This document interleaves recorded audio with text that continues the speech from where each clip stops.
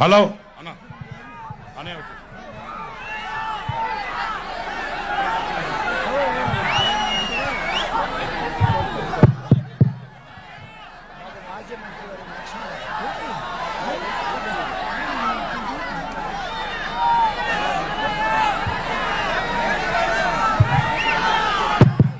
జై బాలయ్య, జై జై బాలయ్య.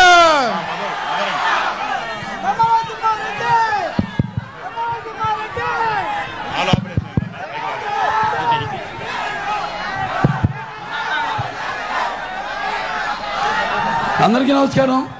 ముందుగా క్షమించాలి ఆలస్యమైనందుకు. ఎక్కడికి వెళ్ళా ఇదే అభిమానం, అవసరం.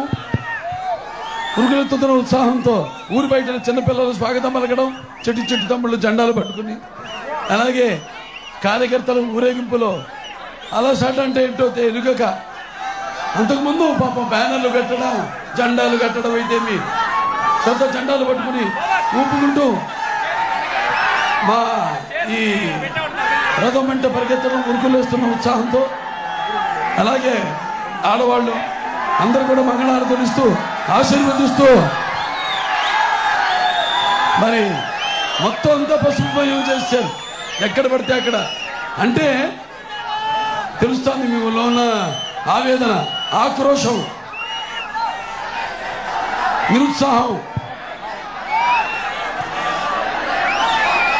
సత్సంకల్పం, అకుంఠిత దీక్ష, పట్టుదల అంతా కనిపిస్తుంది. మీరు ఏమి చేయబోతున్నారో రేపు ఎన్నికల్లో రణగొణత్తు పని.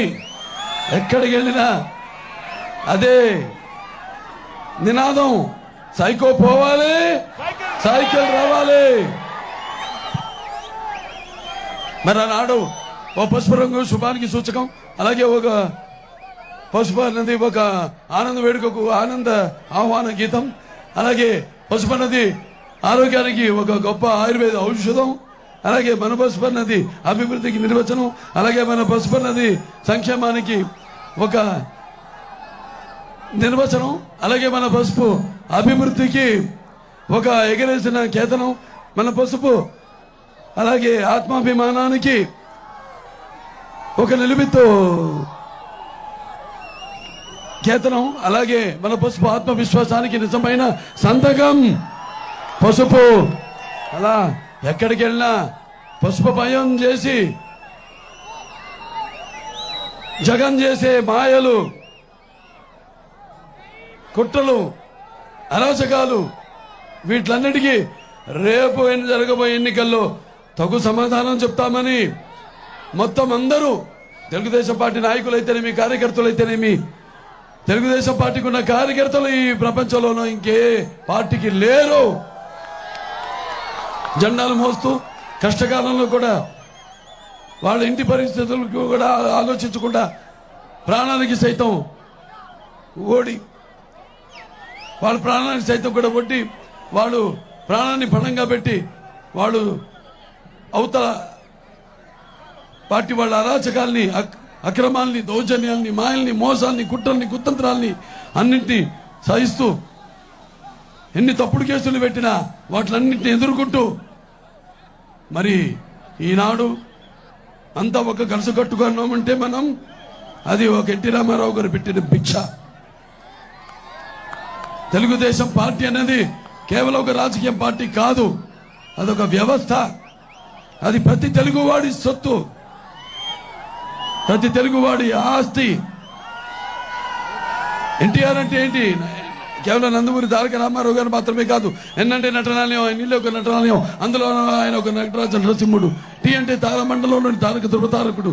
ఆర్ అంటే రాజోషు, రారాజి, రాజకీయ దురంధర యుగంధరుడు, రమణీయ రమ్య కమనీయ సౌమ్య గుణధాముడు.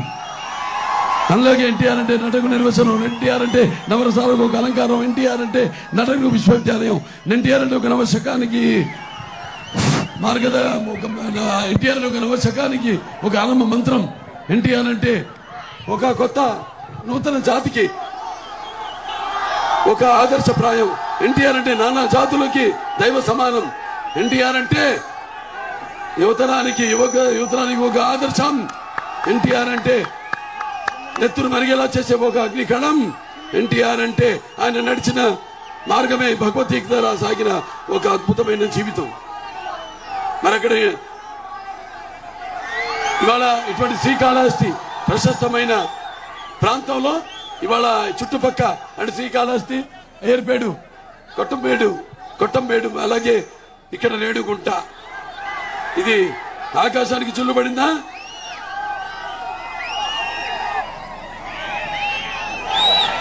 విసిగేస్తే రానంత జనం. ఇలాగా వచ్చిన ప్రతి ఒక్కరు నా అభిమానులు ఉన్నారు ఇక్కడ. నా అభిమానులందరికీ, అలాగే మన పవన్ స్టార్ పవన్ కళ్యాణ్ తమ్ముడు పవన్ కళ్యాణ్ గారి అభిమానులు ఉన్నారు. అందరూ కూడా ముందుగా అభిమానానికి మించింది నేనేమి పొందలేదు నా జీవితంలో. నేనేమి వాళ్ళు నా నుంచి ఏమి ఆశించకుండా ఆనాడు రామారావు గారు సమాజమే దేవాలయం, ప్రజల దేవుళ్ళు, అందులో నేను ఒక అర్చకుడిని అని మరి ఆయన ఎన్నో పాత్రలు పోషించి ఆ పాత్రలోని కష్టాల్ని జీర్ణించుకుని ఎవరైతే ప్రజల చేత దేవుడిలా పడ్డాడో, ఎవరైతే నటిస్తుంటే పౌరాణికాలు ప్రాణం పోసుకున్నాయో, ఎవరైతే ఒక జానపదాలకు జావలీలు పాడారో, ఎవరైతే సాంఘికాలకి సామజవరగమన అయ్యారో, ఎవరైతే మరి ఈ యొక్క పద్యానికి పదురు కట్టారో, ఎవరి వల్లైతే పాట రక్తి కట్టిందో, నాటు నేర్చిందో, ఎవరైతే చూసి కళామ తల్లి కన్నుల పండుగ చేసుకుందో, గలగలలాడిందో ఆయన మగటంలోని మహారాజుగా ఉన్నప్పుడే చలనచిత్ర పరిశ్రమ నుంచి నిష్క్రమించి సమాజమే దేవాలయం, ప్రజల దేవుళ్ళందులో నేను ఒక అర్చకుణ్ణి అంటూ ప్రజల సేవకే అంకితమయ్యాడు నందమూరి తారక రామారావు గారు. సరే, మన చరిత్ర తెలుసుకోవాల్సిన అవసరం ఉంది. ఇక్కడ చాలా మంది యువకులు ఉన్నారు. ఇవాళ చాలా మంది, కొంతమంది ఉండుంటారు పండు ముసలి వాళ్ళంతా సరే పుస్తకాల్లో చదువుంటారు చరిత్రల గురించి. అలాగే కొంతమంది కళ్ళారు చూసుంటారు స్వాతంత్ర సమర యోధం. అలాగే మనకి తెలిసి నా తరం, నేను చిన్నోడిని, అందరికంటే చిన్నోడిని, బాలకృష్ణుడు. నాకున్న జ్ఞాన సంపదలో బ్రాహ్మణుణ్ణి, ఐశ్వర్యంలో వైశ్యుని, మంచిగా మాలని, మంచి చేతులు తిరిగే మాదిగని, కష్టాన్ని నమ్ముకున్న కొమ్మరిని, కంసాన్ని, రజకుడిని, నాయ బ్రాహ్మణుణ్ణి, కలుగిత కార్మికుడిని, కల్మశుని, యాదవుణ్ణి, ఆపదలో వెలమని, వ్యక్తిత్వంలో రాజుని, అమ్మను మరిపించే కమ్మని, పౌరుషంలో రెడ్డిని, భుజబలలో కాపుని, మీ అందరి బాలకృష్ణ. ఇటువంటి ఒక ఇంత ధన్యమైన జన్మనిచ్చి నన్ను మీ అందరి గుండెల్లో ఆయనకి ప్రతిరూపంగా నిలిపిన ఒక మరి యుగ పురుషుడు, దైవాంశ సంభూతుడు, అలాగే విశ్వానికి విశ్వవిఖ్యాత నట సార్వభౌమ, నటల విశ్వరూపం ఎలా ఉంటుందో చూపించిన నా గురువు, నా తండ్రి, నా దైవం, పేదవాడి ఆఖరి తెలిసిన అన్న ఆయనే. అలాగే జనం భవితకు భవిష్యత్తు ఇచ్చిన అమ్మ ఆయనే. అలాగే ఆయనకు అండగా ఉన్న ఆడపడుచులందరూ కూడా ఆర్థిక స్వాతంత్రం ఇచ్చిన అన్న ఆయనే. మరి అటువంటిది ఈరోజు భావస్తులాని జన్మాంతర సౌహృదాన్ని అంటాం. ఇవాళ శ్రీకాళహస్తి ఎంతో ప్రశస్తమైన ప్రాంతం ఇది. అటువంటిది అఖండ ఓ సినిమా చేసే అవకాశం ఆ పార్వతీ పరమేశ్వరు వాగ్రతావి సంప్రతో వాగ్రత పతిపతే వందే పితరో పార్వతీ పరమేశ్వరు నా గాయత్ర పరమంత్రం నమాతు పరిదేవత నా హరే పరత స్త్రాత నానుత పాతకం పరం. ఇది తల్లి ప్రార్థన, తండ్రి ప్రార్థన. యస్మాత్ పార్థదేవతాయ ప్రాతురుపతర భక్తి గురుణ సంతున మాంసే శాస్త్రం తస్మై సర్వజ్ఞ మూర్తే పిత్రి. మనకి గుళ్ళో తల్లిదండ్రుల స్వరూపం ఆ పార్వతీ పరమేశ్వరుడు. ఇక్కడ ఇటువంటి సరే కాళహస్తి చూస్తున్నాం ఎలా ఉందో ఇప్పుడు. ఇక్కడ గుడినే దాచుకునే ఈ యొక్క వ్యవస్థ నడుస్తాంది ఇవాళ. మరి ఆనాడు రామారావు గారు ముఖ్యమంత్రి అయ్యి ఎన్నో సంస్కరణలు, అంటే ఒక ప్రతి తెలుగు బిడ్డ, తెలుగు ప్రతి మట్టి గడ్డ కూడా నేను తెలుగు వాడిని అని పౌరుషంగా చెప్పుకుని దమ్ము, ధైర్యం, తెగువ, సత్వ, అలాగే అహంకారానికి పదును పెట్టి వెన్ను తట్టి ఆనాడు ప్రతివాడు బయటకు వచ్చి చెప్పుకునేలా ఒక ధైర్యం ఇచ్చిన ఒక తెలుగు తేజం నందమూరి తారక రామారావు గారు. అలాగే ప్రతి తెలుగు బిడ్డ బొట్టు ఊడక ముందే ఒక రాజకీయ చైతన్యం తీసుకొచ్చిన రాజకీయ మహనీయుడు నందమూరి తారక రామారావు గారు. అలాగే ఆయన ఆనాడు పార్టీ పెట్టారు, 9 నెలల్లో అధికారానికి దిగి చేజిక్కించుకున్నారు. తర్వాత ఈ యొక్క ఏదైతే పదవులో అధికారంలో ఉన్న పదవులకు దూరంగా ఉన్న ఈ బడుగు బలహీన వర్గాలు, వెనుకబడిన తరగతులు, తాడిత పీడిత కులాలు అయితేనేమి, మైనారిటీలు అయితేనేమి అందరికీ చేయుతనిచ్చి అధికార పీఠం మీద కూర్చోపెట్టి పదవులతో అలంకరించిన మహానుభావుడు నందమూరి తారక రామారావు. అభినవ అంబేద్కర్ నందమూరి తారక రామారావు గారు ఆనాడు ఎన్నో సంస్కరణలు, అంటే ఆయన ప్రవేశపెట్టిన సంస్కరణలు ఎంతో, ఆయన ప్రవేశపెట్టిన పథకాలు ఎంతో సాహసోపేతమైనవి, అలాగే ఎంతో ఉపయోగకరమైనవి, ప్రజలకు సానుకూలమైనవి. మరి ఆ ఎన్టీఆర్ రాజకీయాల్లో రాకముందు వచ్చిన తర్వాత ఆయన ప్రవేశపెట్టి అమలు చేసిన పథకాలు ఇవాళ కూడా ప్రతి వాళ్ళు చెప్పుకొని వాళ్ళ పబ్బం గడుపుకోవాల్సిందే, ప్రతి పార్టీ తప్పితే. అందుకే నేను అన్నా ఇందాక, పేదవాడి ఆకలి తెలిసిన అన్న ఆయనే. అలాగే ఆయన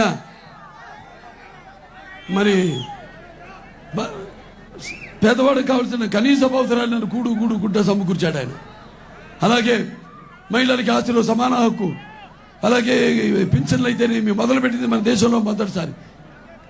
ఇక ఆ తర్వాత మన రైతులకైతేనేమి 50 రూపాయలకి ఒక యూనిట్ హౌస్ పవర్ కరెంట్ ఇవ్వడం అయితేనేమి, భూమి శిస్తు రద్దు చేయడం అయితేనేమి, లేకపోతే ఈ యొక్క చీరా దోవతి సగం ధరకే ఇచ్చి చేనేత కార్మికులకు ఉపాధి కల్పించడం అయితేనేమి, లేకపోతే ఈ యొక్క మండల వ్యవస్థను తీసుకొచ్చి ప్రజల వద్దకు పరిపాలన తీసుకురావడం అయితేనేమి, లేకపోతే ఈ యొక్క గ్రామీణ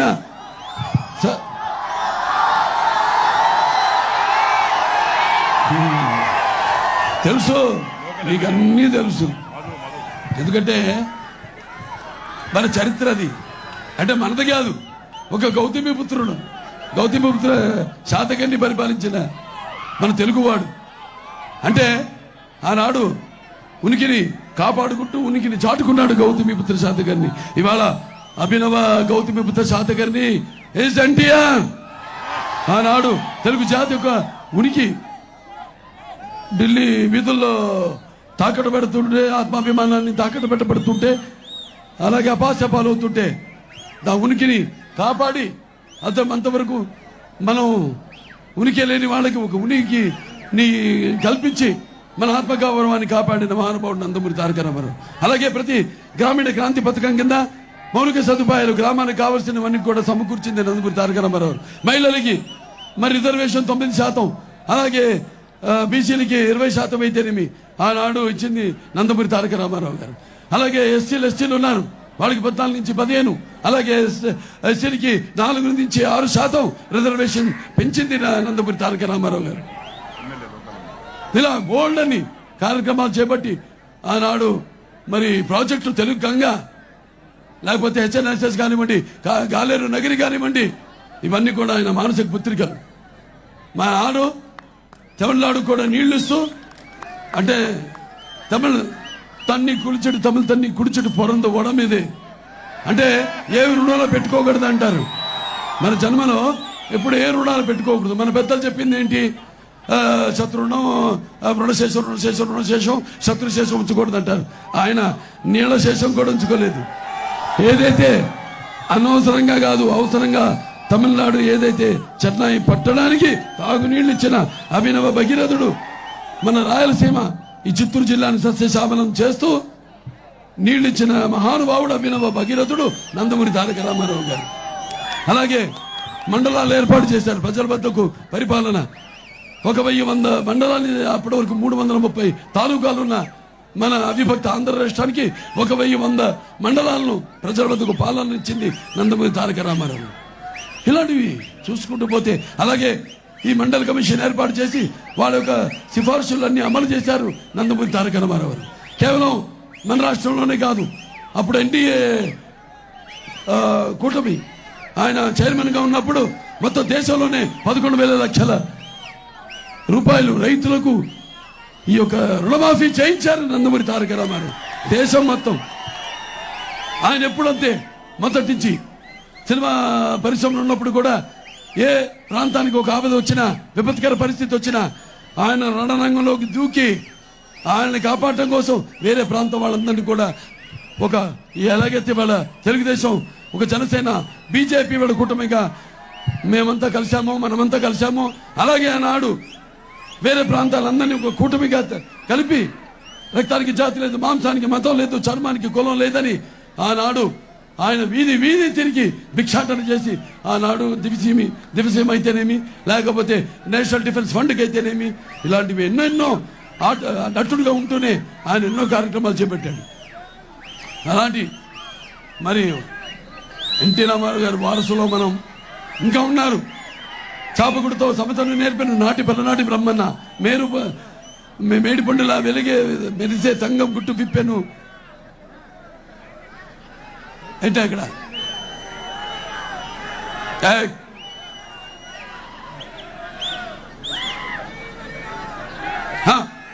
అలాగే మేడిపండులా మెరిసే సంఘం గుట్టు విప్పెను వేమన్న. వితంతువుల రాతలు మార్చి బ్రతుకును పండించే టంగుటూరి తెలుగు భారతిని ప్రజల భాషలో తీర్చిదిద్దరు గురజాడ.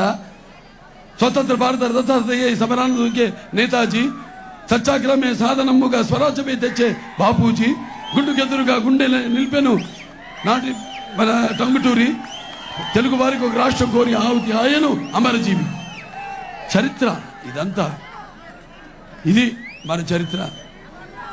దేశ భాషలందు తెలుగు లెస్స అని అలాగే ఈ అన్ని కర్ణాటక రాష్ట్రాలు అయితేనేమి, తమిళనాడు రాష్ట్రాలు అయితేనేమి కస్తూరితో పోల్చారు తమిళ ప్రజలు కవులు మన తెలుగు భాషని. అలాంటి మహత్తరమైన భాష, అటువంటి మంచి ఒక చరిత్ర, ఆవేశానికి పదును పెట్టింది ఎన్టీఆర్. అంతకుముందు పుస్తకాల వరకే పరిమితమైన మన భాషని అట్లా కాదని రాజకీయాల్లో ప్రవేశించి దానికి ఒక బలం, ఒక పదును, ఒక స్థానం పెట్టింది నందమూరి తారక రామారావు గారు. సరే, తర్వాత చంద్రబాబు నాయుడు గారు ముఖ్యమంత్రి అయ్యారు. రామారావు గారి మానసిక పుత్రిక అయిన ఈ యొక్క తెలుగుదేశం పార్టీని అదే క్రమశిక్షణతో నడుపుతున్నారు పార్టీని. మరి ఆయన కూడా ఎన్నో సంస్కరణలు తీసుకొచ్చారు. చదువులు అయితే ముందు విద్యానికి ప్రాధాన్యత ఇచ్చారు ఆయన. అలాగే 1 కిలోమీటర్ ఒక ప్రైమరీ స్కూల్ అయితేనేమి, 3 కిలోమీటర్లకు ఒక అప్పర్ ప్రైమరీ అయితేనేమి, 5 కిలోమీటర్లకు ఒక జూనియర్గా హై స్కూల్ అయితేనేమి, అయితే ఒక డివిజన్కి ఒక జూనియర్గా మండలానికి జూనియర్ కాలేజ్ అయితేనేమి, ఒక డివిజన్కి ఒక ఇంజనీరింగ్ కాలేజ్ అయితేనేమి, లేకపోతే ఒక జిల్లాకు ఒక మెడికల్ కాలేజ్ అయితేనేమి, అలాగే ఎన్నో మహిళలకి 33% రిజర్వేషన్ ఇచ్చింది. బీసీలకి 40% రిజర్వేషన్ ఇచ్చారు స్థానిక రాజకీయాల్లో. అలాగే మహిళలకి మళ్ళీ ఉద్యోగాల్లో మళ్ళీ చదువుల్లో 33% రిజర్వేషన్ ఇచ్చారు. అలాగే బస్ కండక్టర్లుగా కూడా నియామకం చేశారు చంద్రబాబు నాయుడు గారు. అలాగే ఉద్యోగస్తులు ముఖ్యంగా విద్యకి ఎంతో ప్రాధాన్యత ఇచ్చారు. మరి దానికి మౌలిక ఉపాధి కూడా కల్పించాలి కదా. అందుకని ఆనాడు హైటెక్ అయితేనేమి, సైబరాబాద్ సిటీ అయితేనేమి, ఐటీ రంగంలో అభివృద్ధి చేయడం ఏంటి, ఇవాళ అలాంటివి ఎన్నెన్నో చేశారు.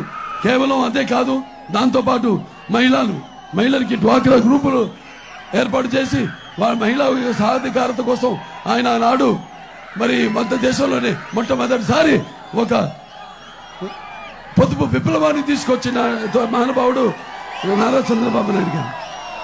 అలాగే గ్రామాలన్నీ కూడా సర్వోన్నత అభివృద్ధి కావాలని, మౌలిక సదుపాయాలన్నీ కలగజేయాలని, మీ బాధ్యత కేవలం ప్రభుత్వ బాధ్యతే కాదు అని ఆనాడు ఆయన ఈ నీరు మీరు అయితేనేమి, క్లీన్ అండ్ గ్రీన్ అయితేనేమి, అలాగే మన జన్మభూమి అయితేనేమి అని ఇట్లా నీటి సంఘాలు అయితేనేమి, అలాగే ఇక ఒక నీటి ప్రెసిడెంట్లు అయితేనేమి, చెరువుల్లో పూడికి తీయటాలు అయితేనేమి, ఎందుకంటే మనంతా అతివృష్టి అనావృష్టి. ఇవాళ హెచ్ఎల్ఎస్ఎస్ ఆనాడు నాన్నగారు మొదలు పెడితే చంద్రబాబు నాయుడు గారు మధ్యలో రాజశేఖర రెడ్డి గారు ముఖ్యమంత్రి అయినప్పుడు మరి ధనయజ్ఞాన్ని జలయజ్ఞం చేసుకుని ఆయన ఏదో ఎంగిలి మెతుకులు పడేస్తే దాన్ని తర్వాత ఏది రాష్ట్రం విడిపోయాక మీరు ఎప్పుడు అండగా ఉంటూ ఉన్నారు. అప్పుడు 82లో పార్టీ నాన్నగారు స్థాపించినప్పుడు తెలుగుదేశాన్ని 9 నెలల్లో అధికారంలోకి తీసుకొచ్చిన దేవుళ్ళు మీరంతా.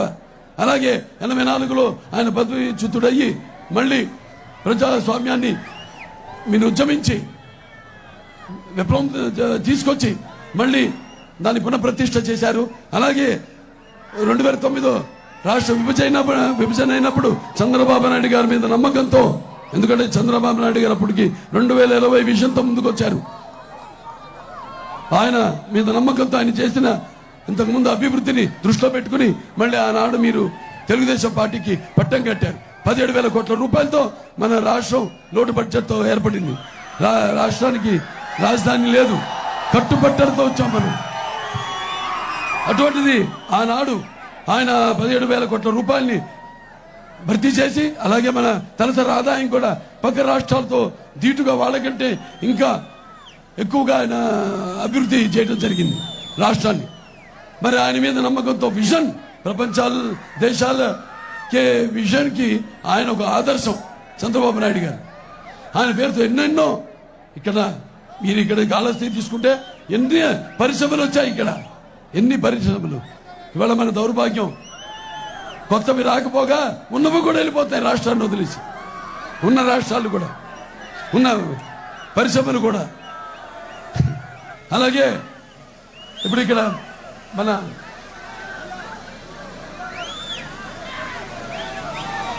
ఇప్పుడు ఒకటి మీరు గుర్తుపెట్టుకోవాలి, ఇప్పుడున్న వ్యవస్థ ఎలా ఉంది ఇక్కడ అంటే, ఇవాళ మరి సిద్ధం అంటాడు. ఇది దేనికి సిద్ధం నాకు అర్థం కాదు. 1,600 కోట్ల రూపాయలు మీ ధనాన్ని అది రాష్ట్రం అంతా కూడా ఓటింగులు పెట్టి సిద్ధం అంటాడు.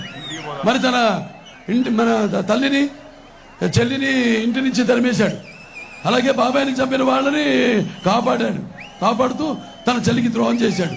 మరి వాళ్ళకి సమాధానం చెప్పడానికి సిద్ధమా? అలాగే ప్రతి సంవత్సరం జాబ్ క్యాలెండర్ తీసుకొస్తానని ఏదో కళ్ళుబొలి కబుర్లు చెప్పి యువతను మరి ఈ యొక్క నమ్మించి ఈ యొక్క ఏదైతే గంజాయి డ్రగ్గులకి బానిసలు చేశారో మరి వాళ్ళకి సమాధానం చెప్పడానికి సిద్ధమా? అలాగే అధికారం వచ్చిన వారం రోజుల్లో పిఎస్సీ రద్దు చేస్తానని ఉద్యోగులకి మాట ఇచ్చాడు. మరి ఆ మాటను తప్పినందుకు వాళ్ళకి సమాధానం చెప్పడానికి సిద్ధమా? లేకపోతే రాష్ట్రం రాజధాని లేకుండా 3 రాజధాని పేరుతో మరి అమరావతి కోసం భూమినిచ్చిన రైతుల్ని అపహాస్యపాలు చేస్తూ వాళ్ళు చేసే ఉద్యమానికి అడ్డంకాలు కల్పిస్తూ మరి పైశాచిక ఆనందం పొందుతున్నాం. మరి రైతులకు సమాధానం చెప్పడానికి సిద్ధమా?